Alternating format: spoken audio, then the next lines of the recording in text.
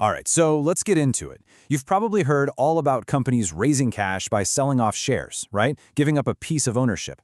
But what if a company wants to grow without giving away a slice of the pie? Well, that's where we enter the really fascinating world of loan capital. It's the art of borrowing.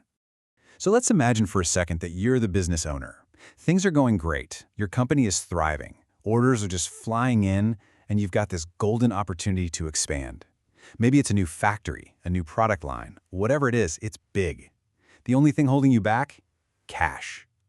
So what do? This is a huge question that pretty much every successful company has to answer at some point. You're basically standing at a financial fork in the road.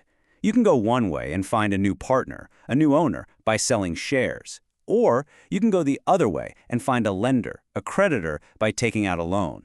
These are two totally different paths, and they have very, very different consequences.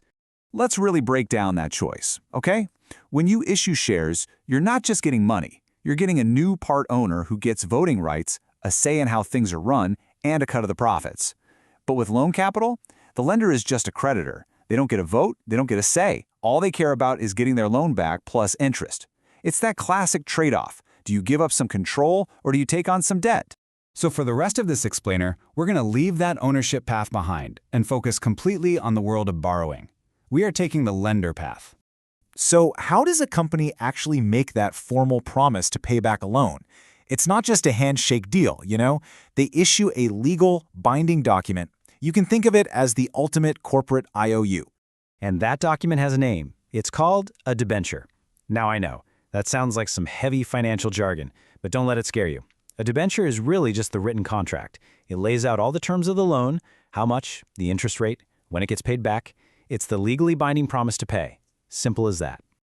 Okay, let's flip the script for a second. Put yourself in the lender's shoes. A written promise is great, but what happens if the company gets into trouble? How do you protect your investment? How do you make sure you don't end up with nothing? Well, the answer, and honestly, the lender's best friend, is this really powerful legal tool called a company charge. This is what turns a simple loan into a secured loan. You know, the easiest way to think about a charge is to just compare it to a mortgage on a house. When you get a mortgage, the bank has a legal claim, that's the charge, over your property until you've paid off the loan.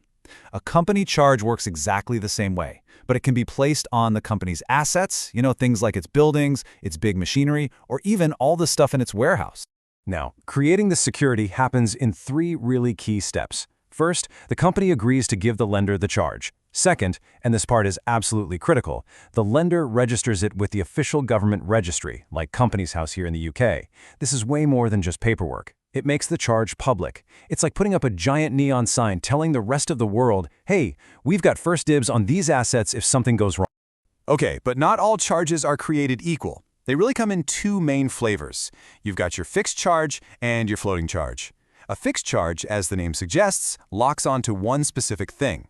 A floating charge, on the other hand, kind of hovers over a whole group of things. Let's use a little analogy to make that crystal clear. Let's say our company is a pizza shop, and it borrows money to buy a huge, brand new pizza oven. The lender can take a fixed charge over that specific oven. It's easy to identify, it's not going anywhere, and the pizza shop can't just turn around and sell it without getting the lender's permission. For the lender, this is like maximum security. But what about the pizza ingredients? The flour, the cheese, the tomatoes? The shop has to be able to buy and sell those every single day just to stay in business. You can't put a fixed charge on that stuff. And that's exactly where the floating charge comes in. It floats over the entire category of assets we call inventory. This gives the company the flexibility it needs, letting it use and sell the ingredients as part of its normal day-to-day. So, what happens if the pizza shop can't pay its bills? This is when a really important thing happens called crystallization. That floating charge, it stops floating.